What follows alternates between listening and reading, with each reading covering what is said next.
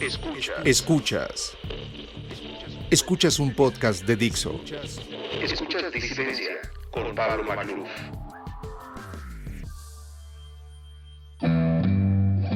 Ser parte de la sociedad no significa pensar como las mayorías. Disidencia. Conducido por Pablo Magluf. Fernando Cota Acuña es consultor político y económico, especializado en regulación de mercados.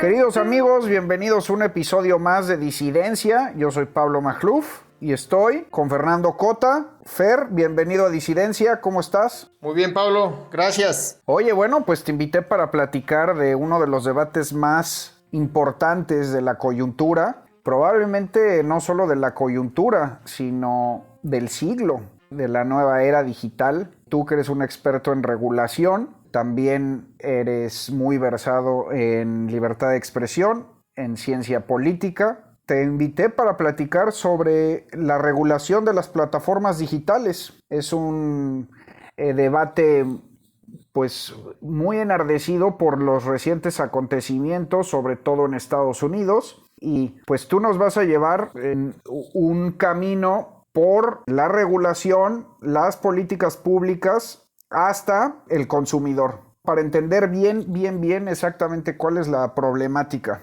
Entonces, Fer, pues yo te preguntaría, ¿cuál crees que es la mejor manera de entrarle a este tema? Pues yo diría que la mejor manera, antes de entrarle al tema de libertad de expresión, que sin duda pues es el que está ahorita en el ojo de huracán, sería hablar de las Big Tech en general y por qué suponen un problema social mucho más grande que el que tiene que ver con la libre expresión. Y ahí pues lo que te diría es que desde hace algunos años Internet se ha ido concentrando. A lo mejor conviene rebobinar un poquito más y pensar que pues el Internet que conocimos, pues los que ya tenemos más de 30 años, era un Internet muy descentralizado.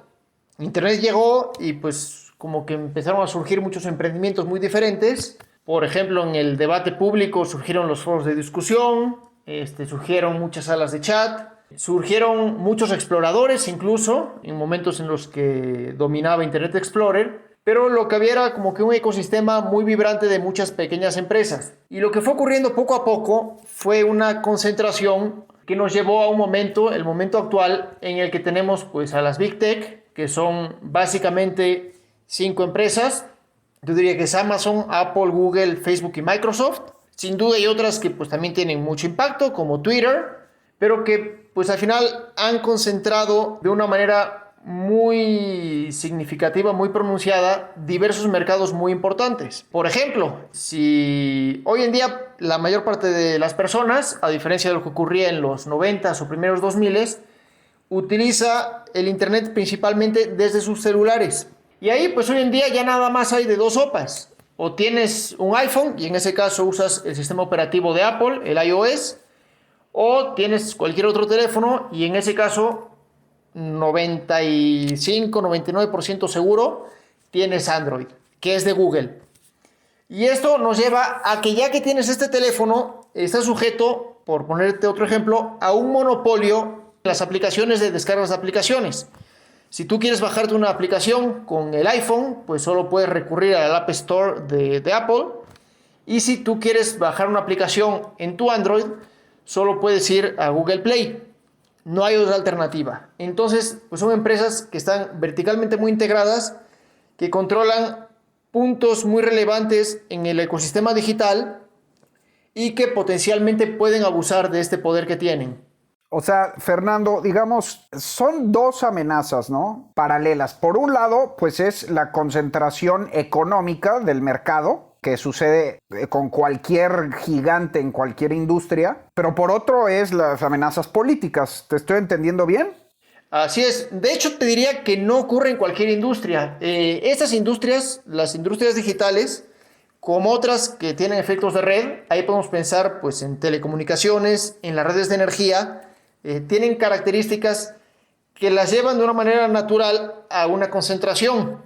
¿Por qué ocurre esto, particularmente en los mercados digitales? Porque el servicio es más valioso cuanto más gente hay en el servicio. Por ejemplo, si pues hay dos Facebook A y Facebook B, y en el Facebook A ya hay 20 personas que son mis amigos, y en el Facebook B nada más hay un amigo mío, pues yo derivo mucho más valor de irme donde están mis amigos, no porque el servicio sea mejor, que también puede ser, sino porque ahí hay más puntos de contacto. Igual, pues si Uber, por ejemplo, o sea, Uber, porque pues tiene mucho más poder que otras empresas similares, no tanto porque tenga una mejor plataforma, que también, insisto, puede ser, sino porque es la plataforma que ya tiene más conductores y tiene más usuarios. Entonces, yo si soy un conductor, pues quiero estar en la plataforma donde hay muchos más potenciales clientes, y si yo soy un cliente, quiero estar en la plataforma donde hay muchos más potenciales conductores. A lo que me refiero con similar a otras industrias es que las amenazas que esto supone, las amenazas económicas, son las mismas, es decir, es en perjuicio del usuario. Limita opciones, se vuelven más caras, se vuelven más deficientes, ¿no? Más o menos va por ahí. ¿O qué más? ¿Cuáles serían las amenazas en el lado económico? Pues, o sea, precisamente sería por ahí, y sería además que este poder lo extienden a otros mercados. Pues al final del día, pues si alguien tiene el monopolio de la transmisión eléctrica, pues lo puede extender a lo mejor al mercado de la generación, y ahí podemos pensar que el Estado mexicano, que tiene el monopolio de transmisión, hoy en día está extendiéndolo al mercado de generación. Pero pues puede hacer muy poco más, a lo mejor puede extenderlo al mercado del retail, al consumidor final. Pero en el ecosistema digital, como hay tantísimas cosas, la forma en la que pueden extender esto, pues es ilimitada. O sea, vuelvo al ejemplo de Google. O sea, Google, que era un buscador, se extendió al sistema operativo de celular. De ahí se extiende pues a sistemas de video como YouTube. Se extiende a mapeo. Hoy en día, pues, si usas un mapa en tu teléfono, seguro es de Google, porque o sea Google Maps o sea Waze, los dos son de Google.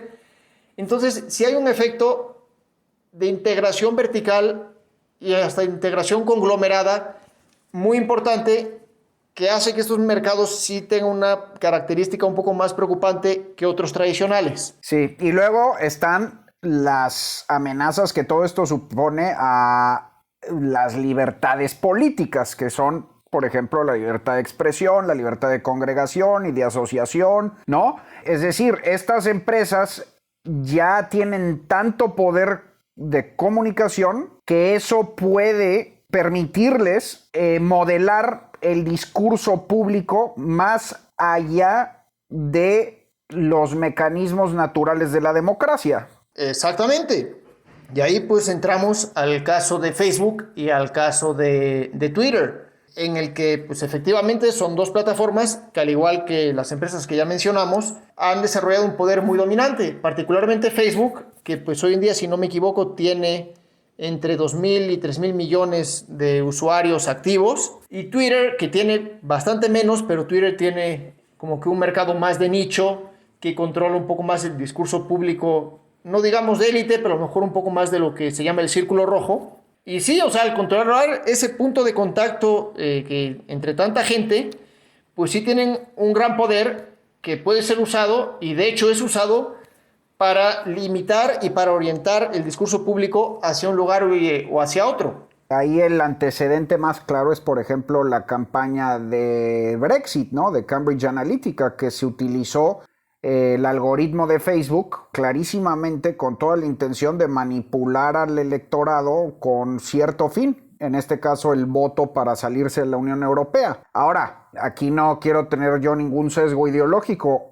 Hay mucha manipulación también del lado progresista, y uno de los grandes argumentos ahí es que incluso es un argumento ad hominem personal, pero válido, porque gran parte de los dueños de estas plataformas pues son progresistas, ¿no? Entonces muchos conservadores, con cierta razón, se quejan de que estas plataformas pues tienen un sesgo informativo hacia, digamos, lo que se conoce como la nueva izquierda. Así es, y de hecho, o sea, ahí yo creo que conviene separar el problema en dos. O sea, por una parte, pues efectivamente quienes lideran estas plataformas, ya no solo pues los presidentes como es Dorsey o Zuckerberg, que son progresistas, sino pues toda su plantilla laboral o la inmensa mayoría sí tiene un sesgo progresista muy fuerte.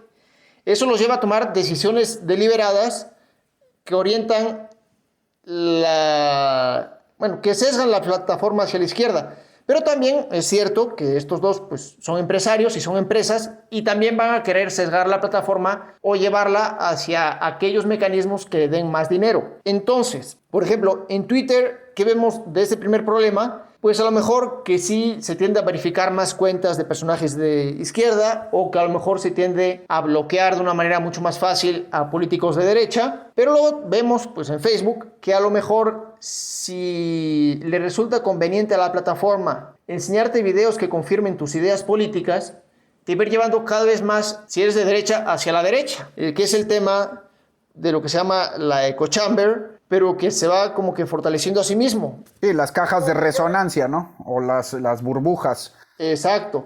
Pero es un efecto muy curioso, porque, digo, seas de izquierda o de derecha. Si de repente yo veo un video de Noroña y me gusta, y me lo veo entero, al día siguiente me enseñan otro video de Noroña, pues un poquito más radical. Y luego, pues le gusta esto. Al día siguiente, uno que es aún más radical. Y si de repente un día te aparece un video de alguien, de Ricardo Anaya, y lo borras al momento, dicen, no, pues esto no le gusta a Fernando Cota. Y como que va aprendiendo el algoritmo qué cosas te gustan y te las va reforzando más y más y más y más y más. Por eso, el Facebook que veo yo, aún siguiendo las mismas personas, mismos amigos, puede ser muy diferente al que ves tú si tienes otras preferencias ideológicas. Y el problema es que sí se va radicalizando a los dos lados.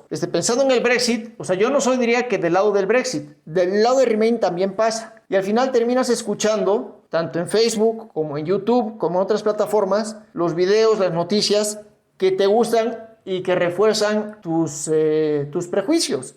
Entonces, el que votaba Remain en el Brexit, pues iba a estar súper convencido de que el Brexit es el demonio y de que se va a acabar el mundo y de cualquier clase de plagas. Y el que votó Brexit, pues va a pensar que si te quedas en la Unión Europea va a ser una tiranía de Bruselas, que son unos dictadores, que van a acabar con la nación inglesa.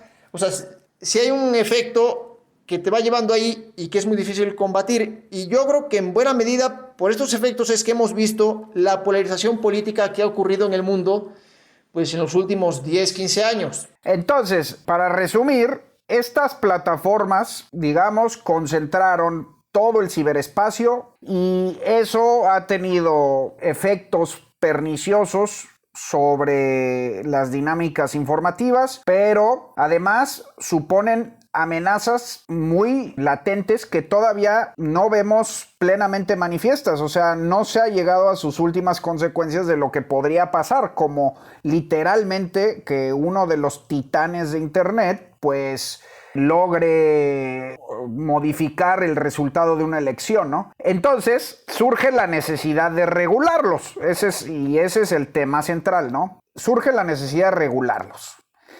Y pues para regularlos, ahí tú eres un experto, yo para eso te invité, pero quiero nada más sentar las bases porque creo que va por aquí la cosa, ¿no? Ya me dirás tú. Hay dos modelos en esencia. Uno es el modelo del regulador desde el Estado, es decir, el Estado es el que dice que sí y que no puede hacer esta u otra plataforma. Según entiendo, ese es predominantemente el modelo europeo. Y otra es la propia empresa. Las propias empresas están sujetas a leyes de autorregulación, que es el modelo gringo. Una me parece más liberal, la otra me parece más del Estado.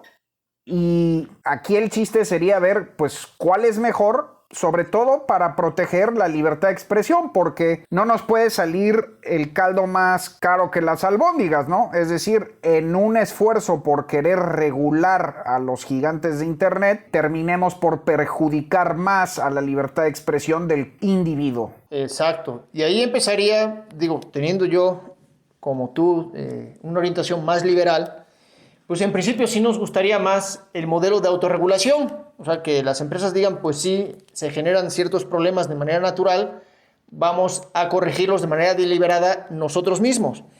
El problema es que esta autorregulación se da con los mismos sesgos que pueden tener las empresas. Y aquí me quiero detener pues, con el caso del reciente bloqueo a Trump.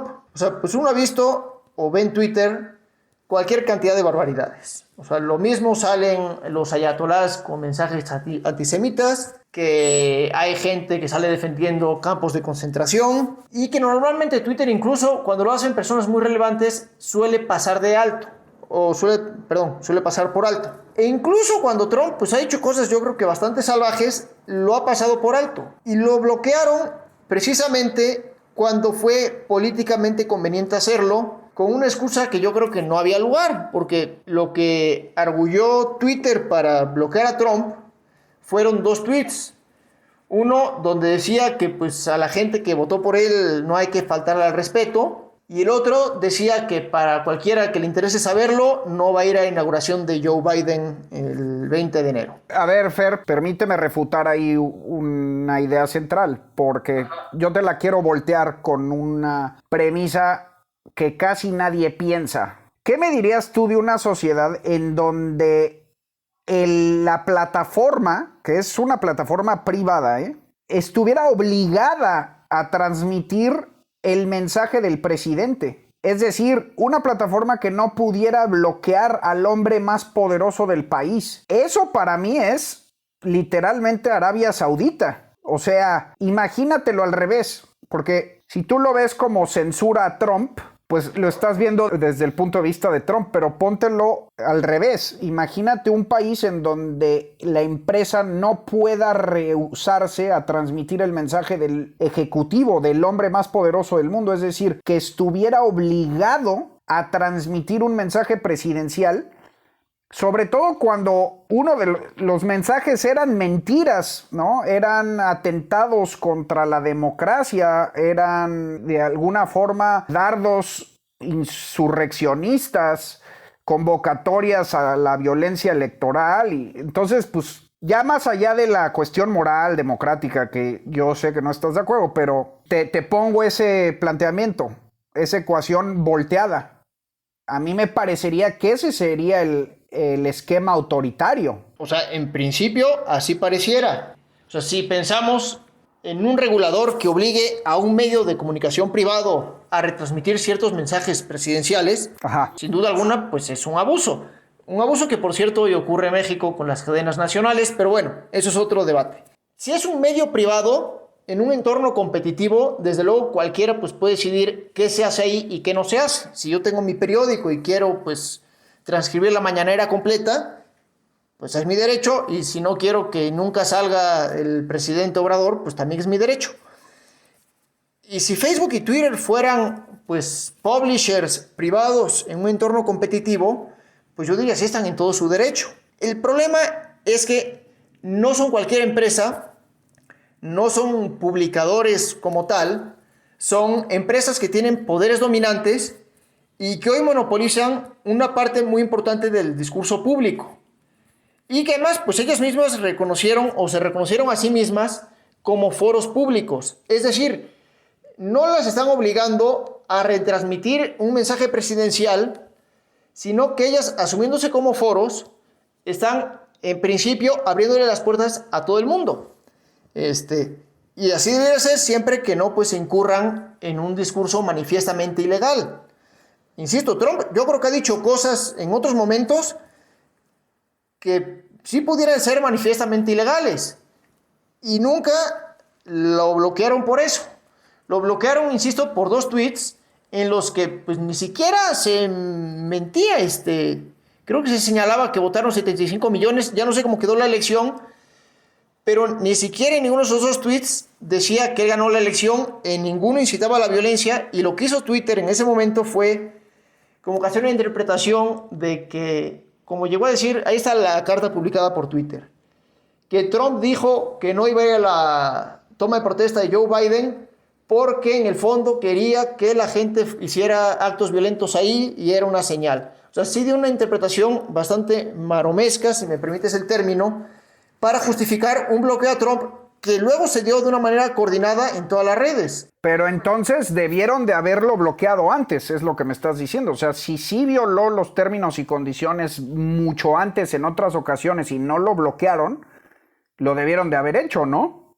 O sea, si sí dijo algo manifiestamente ilegal, si llamó directamente a la violencia, a mí no me consta que haya hecho eso. No voy a juzgar esa parte. Pues sí, o sea, si el ayatolá dice que hay que exterminar a los judíos, pues yo creo que es bastante razonable que lo quieras sacar de esa plataforma por un discurso manifiestamente ilegal. Esa sí te la concedo porque ahí hay una cierta hipocresía que se señaló en su momento, donde es muy extraño que estas plataformas bloqueen a Trump por esos argumentos, pero mantengan abiertas las cuentas de Nicolás Maduro, de los ayatolas iraníes, del régimen comunista chino. Pero es más, yo te diría una cosa, o sea, yo ni siquiera creo que la solución sea bloquearlos del todo. Posiblemente el tema de poner una bandera, como se ha puesto, y esta información es misleading.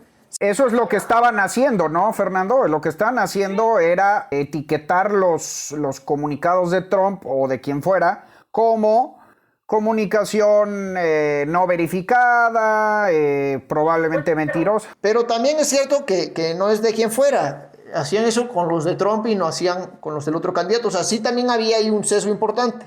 Pero bueno, para no irnos a estos pequeños detalles, lo que yo diría es que al final del día, o sea, estas plataformas no son medios privados, son foros públicos de discusión donde pues tienen que tener cabida todas las ideas. No tiene que tener cabida la incitación a la violencia, sin duda alguna, pero pues no todo lo que dice Trump es incitación a la violencia, y al final Trump podrá gustar más y podrá gustar menos, pero representa una forma de ver pues a los Estados Unidos o a la política en general o a la sociedad que tiene, pues yo creo que un legítimo derecho a exponerse. Del mismo modo que creo que, pues así seas comunista, o seas, incluso diría que los fascistas y los comunistas, yéndome a esos dos extremos, tienen el derecho a exponer sus ideas.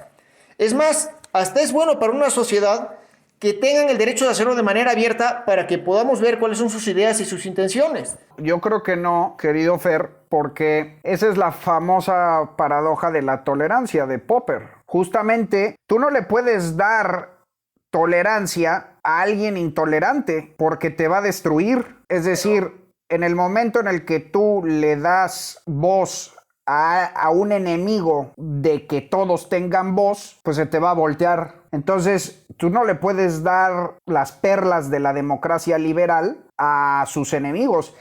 Y mira, yo no digo que Trump haya sido un nazi, pero creo que sí era un protofascista. Y yo creo que sí, su desenlace, ya los últimos embates, eran un clarísimo llamado a desconocer un resultado legítimo, a la violencia, a una revuelta, a un ataque violento al Capitolio. Y ahí a mí me parece que más allá del tema regulatorio que estamos hablando, en donde concedo todo lo que has dicho en cuanto a no tener ningún sesgo ideológico, me parece que las plataformas sí deben de tener cierto criterio humano en momentos donde puede estar en juego una democracia como la norteamericana, ¿no? A ver, yo ahí me iría de nuevo en dos niveles. Uno, en lo que hace al debate público en general, y luego a cómo se traslada esto a las plataformas. Y ahí pues discrepo de tu opinión. O sea, creo que la libertad de expresión y la libertad pues de asociación política y demás no es una perla que se conceda. La voz no es algo que debamos darle a nadie. Es un derecho que tiene la gente independientemente de sus ideas y sus posiciones. Es decir, y de nuevo no me voy a meter en qué dijo Popper al final del día, que hay mucho debate. Lo que yo digo es que todo el mundo, insisto, desde los comunistas hasta los fascistas, así como yo, así como tú, tienen derechos inalienables, y entre ellos está el derecho a la libre expresión. No es una concesión graciosa para proteger la democracia. Pero no es absoluta, tiene límites. ¿Cuáles serían? Un límite clarísimo es el llamado a la violencia. Tú no puedes llamar a atacar el Capitolio de tu país porque no te gustó quién ganó. De acuerdo. Uno es el llamado a la violencia. Sin duda alguna estoy de acuerdo con eso. Ahora, al que llama a la violencia, ¿qué debemos hacer? ¿Evitar que haga ese llamado o ya cancelarle de una manera lisa y llana todo su derecho a expresión en todo lo demás? Yo creo que, pues así como o sea, si hay que castigar ese abuso, si hubo un llamado a la violencia, pero eso no te quita tu derecho a expresarte libremente. Tendrá que haber una sanción acorde a lo que hayas dicho. En ese sentido, insisto, yo no creo que todo el discurso comunista ni todo el discurso fascista, para irme de nuevo a los extremos, sea un llamado continuo a la violencia. Creo que pues tienen ideas que están muy equivocadas, que indirectamente pues llevan a sociedades represivas y violentas, pero no es un llamado directo a la violencia, y al final yo creo que además de ser su derecho, nos conviene como sociedad que esto lo hagan de manera abierta. Cuando uno pues, prohíbe un discurso, lo que lo conviertes en clandestino, en prohibido, le da un toque atractivo, justifica incluso que cuando ellos lleguen al poder pues nos censuren a los demás, y al final pues todos somos iguales en eso. Yo los censuro a ellos me censuran a mí. Entonces creo que en el debate público, salvo estas cuestiones de incitar a la violencia, o la clásica de que yo no puedo entrar a un teatro y gritar fuego, pero el discurso, por incómodo que sea, por absurdo, desconocer elecciones, yo creo que eso debe estar amparado en la libre expresión. Para Trump, que desconoció el resultado de la elección americana, como para la heroína ahorita de los demócratas, Stacey Abrams, que cuando perdió la gubernatura en Georgia desconoció el resultado, y ahí pues nadie le bloqueó nada. Pero pues creo que que una persona tiene derecho a decir esas cosas que pues a mí me parecen pues de mal perdedor, pero pues al final están en su derecho a hacerlo. Ahora, eso lo bajo a las redes sociales. Si fueran, como decía al principio, pues un medio de comunicación privado, pues yo tengo todo mi derecho a bloquearlo. Pero la red social al final es una extensión del foro público, del ágora. Y ahí pues yo creo que no tienes derecho a poner más límites de los que la ley ya te impone. Que insisto, pues son en los que coincidimos, llamar a la violencia, etc. Tu interpretación es pues más que liberal, porque es que el liberalismo en el fondo sí concede que el Estado siente cierto marco regulatorio, cierto marco institucional donde se pueda mover la ley para permitir la mayor libertad posible. Lo que tú dices es una interpretación ya más casi anárquica, ¿no? Poslibertaria. Ándale, poslibertaria, que es muy interesante, ¿no? Yo no la comparto justamente por la paradoja de la tolerancia de Popper que decía. Y ambos estamos de acuerdo en que debe de haber cierta regulación. Yo no sé ya entonces tú a qué regulación te refieres, pero sí te quiero adelantar lo siguiente. A mí también me pone muy nervioso que sea el Estado el que regule. Es decir, el problema que yo veo, por ejemplo, en el modelo europeo, es que el Estado termine regulando a las empresas y entonces, ¿qué pasa cuando el tirano es el Estado? ¿No? Ese también es un problemón. Sí, a ver, a mí me preocupa también sobremanera que el Estado regule. Creo que hay abusos por parte de estas empresas, pero también creo que lo que se vaya a hacer desde el Estado es potencialmente muy peligroso. Porque pues si nos limitáramos a una regulación, pues para mí ideal, que dijera que todo discurso que legalmente es permitido en las redes sociales tiene que estar permitido, y que al final pues quien tiene que sancionar eso pues son los tribunales. Si yo pues te amenazo de muerte o te calumnio, pues no es que venga la Segov a censurarme a mí, es que tú vas pues con un juez, me denuncias y ahí se dirime todo el asunto. Si fuera algo así, para mí sería la regulación ideal. Me preocupa, y ahí pues yo creo que coincidimos plenamente, que sea el Estado el que quiera marcar los límites del discurso aceptable en las redes sociales. Y pues ahí ya entra un poco pues todas estas cosas que llaman el discurso de odio, que cualquier cosa hoy en día pues puede llegar a serlo. Y sí, coincido ahí, hay un enorme riesgo de poner al Estado Oye, Fernando, a ver, entonces, déjame nada más entender tu propuesta de regulación primero, antes de entrar al tema del Estado. Tú lo que dices es que lo ideal es que todo se permitiera en las redes y se dirimieran los problemas en las cortes reales. Así como en la plaza pública. O sea, lo que yo puedo decir en el Zócalo, lo puedo decir, y si alguien se siente agraviado, pues tiene todo el derecho a buscar un resarcimiento. Pero eso no es un poco, digamos, premoderno, o sea, ya no quitaría mucha eficacia, no sería demasiado burocrático. Imagínate un altercado en redes, tardaría 3 años en un litigio. Pues sí, o sea, igual que si tú vas al Zócalo y me acusas de asesinar a alguien, pues también tendría que irme a un litigio así de complicado. Sí reconozco que es un poco más grave, porque al final, pues, la capacidad de extender esa idea que tengo yo en el Zócalo físico es mucho más limitada que la que tengo en una red social. Y sí, ahí tenemos un problema, pero la verdad no encuentro una mejor solución. Porque, o sea, imagínate, en tiempo real, el presidente de Estados Unidos está llamando a tomar el Capitolio. Incluso se están proliferando llamados a matar al vicepresidente, a secuestrar congresistas. O sea, eso no se puede regular en los juzgados normales porque está ocurriendo ahorita. Ah, sí, pero a ver, ahí me voy. O sea, es el mismo mecanismo que en la vida real. Si yo estoy parado en el Zócalo, delante de Palacio Nacional, con una turba enorme, y les digo, oye, hay que asaltar el Palacio Nacional y hay que matar al que encuentren ahí adentro. Ahí el presidente y quien está dentro del Palacio Nacional no va a los tribunales y me denuncia, no. Ahí es una amenaza directa e inminente. Y lo que procedería si yo hago eso, pues es que me arresten inmediatamente. Igual en las redes sociales. De nuevo, creo que Trump no hizo eso y ahí podemos entrar en un debate.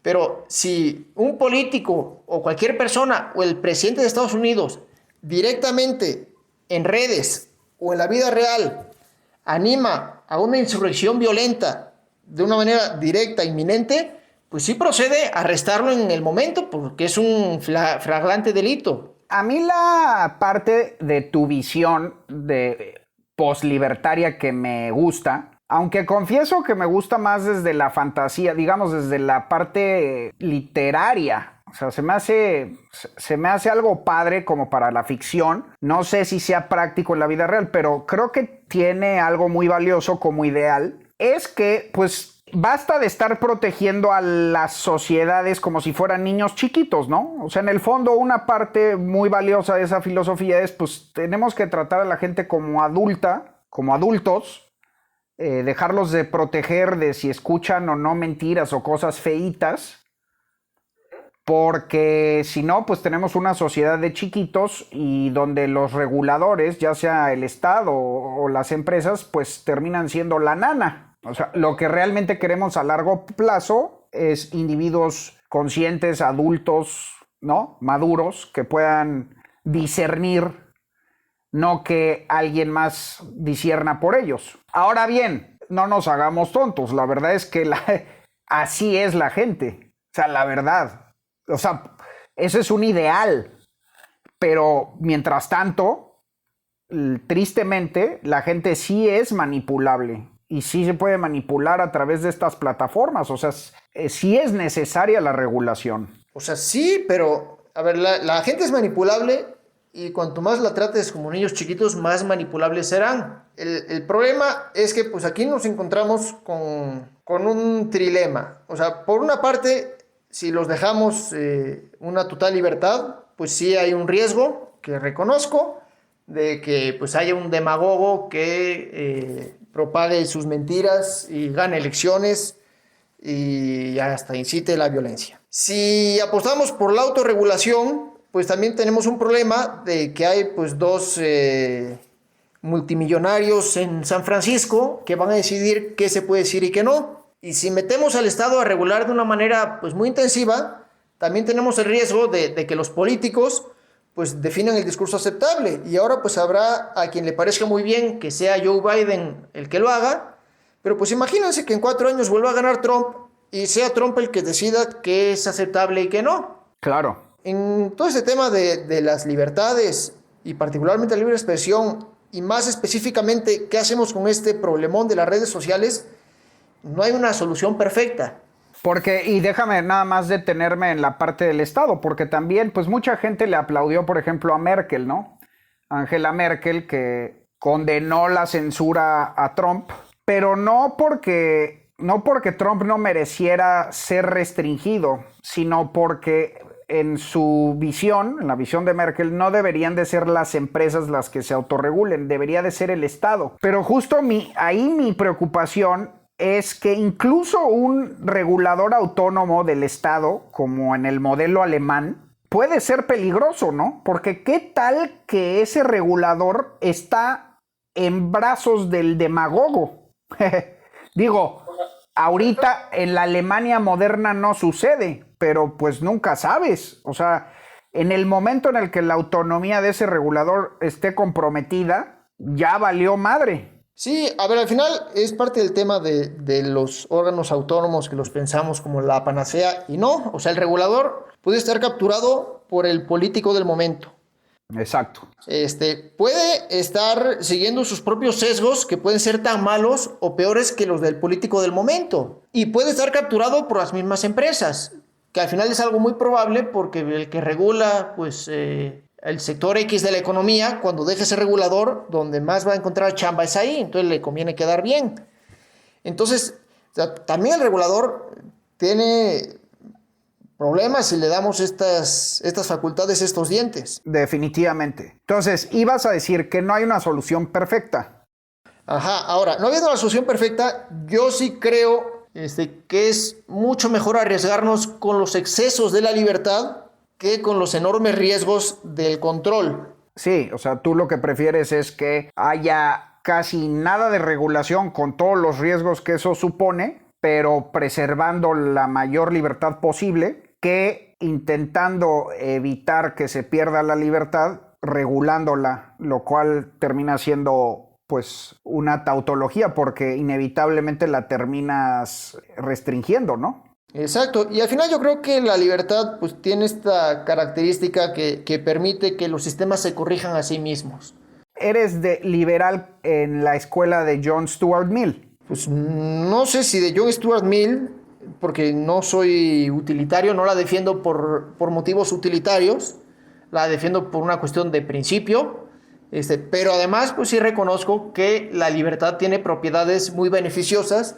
Y la libertad, en estos casos y en muchos otros, permite que los sistemas se corrijan. O sea, ocurre en la libre expresión y ocurre en los mercados económicos. O sea, los mercados, pues, luego generan problemas y abusos y demás, pero es la misma libertad económica la que en la mayoría, no en todas, de las circunstancias, permite corregir estos abusos. Bueno, claro, nada más que ahí queda, Fer, la paradoja de la tolerancia. O sea, esa sí me parece que es algo inamovible porque en el momento en el que tú le das libertad de expresión a alguien que está en contra de la libertad de expresión, pues terminas suicidándote. Sí, pero es que no es una libertad, perdón, que le estemos dando. O sea, si creemos en la libertad de expresión, creemos que la tiene todo el mundo, incluso aquellos que no creen en esa libertad. Sí, con el riesgo de que, no, claro, ahí está, pero el riesgo es que termine acabando con la libertad de expresión. Es lo que sucedió en Alemania en 1930. Pero eso es muy peligroso. Por eso, Fer, los demagogos autoritarios siempre se protegen así. Siempre aducen que los están intentando censurar, que les están intentando quitar su libertad de expresión. Y entonces el umbral de la tolerancia crece con ellos y entonces ellos van avanzando un poquito más y un poquito más y un poquito más hasta que es demasiado tarde. Pues sí, pero más avanzan si cuando aducen eso les damos la razón censurándolos. Sí, no, a ver, es un debate, es un gran debate, ¿no? Sí, es un problema. A ver, yo no te digo que sea una cosa fácil, que la libertad total no vaya a generar problemas y no vaya a generar riesgos. creo que el caso de Hitler en Alemania, pues sí es, o sea, el mejor ejemplo. O sea, un sistema democrático puede generarte un monstruo y destruir tu democracia, pero pues es algo con lo que tienes que vivir, y creo que la solución a ese problema no es reprimir esas ideas, porque el reprimirlas no evita que la gente las adopte, y al final pues, las ideas son escurridizas hasta las malas y encuentran cómo abrirse paso. Y si las reprimes, hasta se hacen más robustas. Quizá el chiste no es reprimirlas, sino llevarlas a los confines, a quitarlas del mainstream. O sea, eso es lo que se quiere. Digamos, hay sociedades que toleran el fascismo, como Estados Unidos. Estados Unidos, tú puedes tener un partido fascista, no pasa nada. En Europa no. En Europa, por ejemplo, no puedes. Pero el chiste es que no contamine el mainstream, el amplio consenso democrático. Ese es el chiste. Y cómo lo logras, ¿no? Ahora, hay una tercera solución. O sea, ya hablamos la del Estado, que tiene muchos riesgos, la de la autorregulación, que también tiene muchos riesgos, que por cierto, en la autorregulación, pues es obvio decir que es como si el zorro estuviera investigando el gallinero, ¿no? Obviamente que hay un problema de conflicto de interés ahí. Pero hay una tercera que sugería Fukuyama, Francis Fukuyama, probablemente lo tuviste en el radar, este artículo en Foreign Affairs hace poco, que se llama el artículo ¿Cómo salvar a la democracia de la tecnología? Y ahí lo que proponen es lo que se llama el middleware, una cosa así como las plataformas intermedias, ¿no? No sé a ti qué te parezca esta solución, pero en esencia se trata de tener empresas independientes, completamente autónomas, con algoritmos abiertos, públicos, digamos, que todo el mundo conozca, porque los algoritmos de estas empresas, de las grandes, pues son cerrados, nadie los conoce. Estas tendrían que ser abiertos, tendrían que estar avalados por la ley, por el Estado, y estas empresas serían una suerte de filtros a las plataformas. Y hay muchos rangos de acción posible dentro del middleware. El middleware puede ser extremo, como filtros que literalmente bloqueen algo para que no lo veas, o hasta relajados, como precisamente poner etiquetas en publicaciones como advirtiendo que se trata de una mentira, o que se trata de una manipulación, o que está fuera de contexto, o que es fake news, en fin. No sé tú cómo veas esta solución, es decir, sería una suerte de terreno medio entre la regulación del Estado y la regulación de las propias empresas. Digo, sin haber leído a Fukuyama, sí me suena un poco como el problema del órgano regulador. O sea, sí, a lo mejor es una cuestión que queremos más independiente, pero el middleware puede estar poblado con sus propios sesgos. Al final, no es una cosa que se componga exclusivamente de algoritmos que nadie mete. Hay alguien que diseña el sistema, que sesga el algoritmo, y puedes terminar con un problema similar. Por eso, o sea, yo creo que todas las cuestiones regulatorias, middleware, la regulación política estatal, la autorregulación, todas tienen este problema del sesgo del regulador, y siempre va a haber alguien que regula. Oye, Fernando, pero por ejemplo, en el middleware a mí lo que me viene a la mente es un poco el modelo de editorial de Wikipedia. No sé qué te parezca, porque por ejemplo Wikipedia pues se autoedita colegiadamente, tiene foros de editores donde todo el mundo participa hasta que llegan a una suerte de consenso, porque pues hay temas muy disputados. O sea, tú buscas en Wikipedia el conflicto palestino-israelí y pues imagínate, para llegar a un acuerdo, ¿no? Para dejar contentos a todos.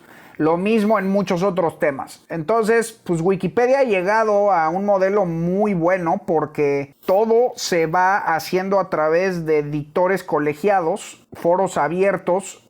Todo esto es abierto al público, de modo que se va modificando en una suerte de conocimiento colectivo poco a poco. Sí, a ver, Wikipedia a mí me parece que es una de las mejores cosas que tiene Internet. Su sistema de moderación y de consensos me parece que es estupendo. Yo uso Wikipedia muy seguido, como fuente antes de irme pues más al fondo del rabbit hole. Pero pues ese es un modelo para una enciclopedia. O sea, es un modelo para un lugar que te va a dar al final una versión última. Que al final pues está el foro detrás, pero lo que vemos los usuarios de Wikipedia es la primera página. Yo no creo que sea replicable ese modelo que al final te da un resultado único, muy consensuado, muy neutral hasta cierto punto, con lo que debe ocurrir en un foro público. Creo que quizás, y aquí a lo mejor sí podemos llegar a cierto punto de acuerdo, sí pudiera servir este modelo para la cuestión de las banderas que ponen a ciertos mensajes, pero no como un árbitro que te saque la tarjeta roja. Ok. Bueno, entonces a mí me parece que va por el camino correcto. Lo que dices, el middleware, pues un poco como un intermediador para etiquetas, ¿no? Pero no para una censura definitiva. Y entonces, digamos, para más o menos que el auditorio tenga claro, tú lo que apoyas es un sistema de libertad absoluta en redes con los mecanismos normales judiciales en el mundo real. Sí, todo se dirime en los juzgados afuera. Exacto. Si tuviera que resumir mi posición, sería una regulación tan simple como que diga que las plataformas no pueden prohibir nada que legalmente esté prohibido. Sí pueden prohibir inmediatamente el discurso que es manifiestamente ilegal, teniendo la gente derecho a recurrirlo. O sea, que lo que funcione en el Zócalo funcione en la red social. Para mí ese es el modelo que tiene que haber. A lo mejor, y esto ya es un debate mucho más amplio, creo que sí ha lugar cierta regulación económica, ya más en general en las grandes plataformas, para evitar pues abusos de mercado, pero bueno, eso ya es un debate mucho más amplio y creo que se escapa a lo que estamos platicando hoy. Entonces, bueno, magnífico. A mí me parece muy interesante tu postura. Yo sabía que era una postura bastante peculiar y por eso te invité. Así que estoy encantado. Y yo creo que esto nos permite pasar, y creo que con esto sería la recta final, cerraríamos, pues aterrizar todo esto a lo que empieza a pasar en México, porque pues esto es un debate global, se está empezando a dar en todas las sociedades y pues evidentemente aprovechó el régimen demagógico que tomó por asalto a México, pues también, ¿por qué no?, para proponer de las suyas. Y en semanas recientes circuló la propuesta del senador Monreal, que no se distingue precisamente por sus iniciativas legislativas liberales, que digamos, sobra decirlo. Entonces, ¿qué te parece? Primero creo que podrías, pues primero ayudarnos a explicar exactamente qué está proponiendo Monreal y cuáles son las consecuencias. Pues, a ver, yo vi de Morena dos cuestiones, me voy a detener más en Monreal, pero justo en la plenaria de diputados salió una propuesta para hacer esta regulación económica más amplia de redes sociales. Creo que ahí va a haber un tema muy interesante porque parece que sigue la estela de las regulaciones económicas que quiere hacer Europa, pero Monreal se centró de una forma más exclusiva en el tema de la libre expresión en redes. Y la verdad yo sí lo encuentro preocupante porque si bien de repente hace mucho énfasis en esta cuestión de la libre expresión, si uno lee el artículo que hizo o si uno ve el video, lo mismo te habla de que, híjole, censuran y luego, híjole, pero hay discursos de odio. O sea, sí tiene como que una mano en no censuren a los míos, porque sí se ve que tiene que ver con el bloqueo que se ha hecho a algunas cuentas vinculadas a Morena, López Vega, no sé cómo se llaman estas, bueno, pero tiene que ver con eso, pero por otra parte sí quiere combatir el llamado, entre comillas, discurso de odio, que yo creo que es una muleta que le sirve a izquierdas y derechas para intentar censurar aquello que no les gusta. Entonces, en definitiva, creo que vale la pena esperar a ver qué hacen los diputados de Morena, porque esa iniciativa se ve interesante. Y el tema de Monreal, pues sí está potencialmente peligroso porque puede ir mucho más allá de lo que es la defensa de la libre expresión. Sí, por ejemplo, la que ha estado insistiendo mucho, que a mí me parece espeluznante, es la esposa del presidente, ¿no? Beatriz Gutiérrez Müller, que está haciendo llamados continuos a que en Twitter se regulen supuestos llamados de odio o de homofobia o de cosas así, que bueno, pues en sentido abstracto, claro, lo concedes, dices, pues sí, no vamos a permitir la homofobia. El problema es que eso se termine utilizando contra opositores de su esposo, ¿no? Exacto. O sea, lo que no se puede es soplar y sorber al mismo tiempo. Y no se puede decir, quiero libre expresión, pero luego lo que no me gusta es discurso de odio o homofobia, porque al final, o sea, homofobia, por ejemplo. O sea, si es una cuestión abiertamente de incitar violencia contra homosexuales, pues obviamente no, eso tiene que estar prohibido, perseguido, castigado. Oye, pero si hacer un chiste, aunque sea de mal gusto, es homofobia, pues a lo mejor sí es homofobia, pero yo creo que un chiste de mal gusto pues tiene que estar permitido. Mi familia es gallega, sabré yo de que me hacen chistes, jamás se me ocurriría de decir que es un discurso de odio. O sea, sí hay que tener mucho cuidado con eso, porque sí es un arma que se usa para censurar. Insisto. No, ya, por Dios, o sea, yo he sido víctima de eso en las redes. O sea, a mí me han acusado de homofobia, imagínate, en un país donde desaparecen mujeres y niñas todos los días, que por una broma te acusen de misógino. Sí, exacto, haces una broma, te acusan de misógino, pero luego pues violas y a lo mejor te dan una candidatura a gobernador de algún estado del sur. Exactamente, sí. No, ahí hay muchísima manipulación y mucha hipocresía.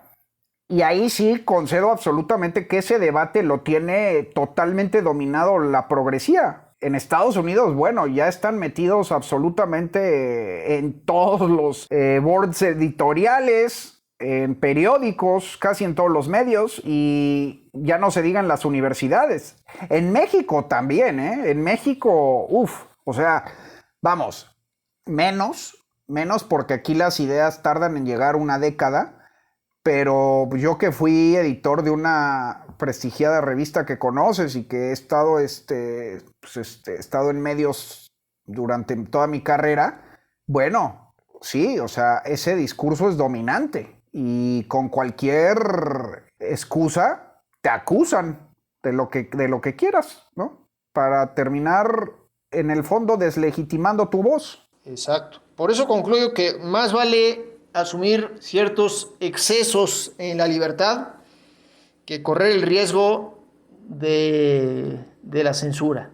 Sí, digo, el debate es hasta dónde llegas. Yo también, en lo que se trata de bromas, en corrección política, estoy absolutamente contigo. Ya cuando Trump llama a una insurrección y a golpear al Capitolio, pues ya no.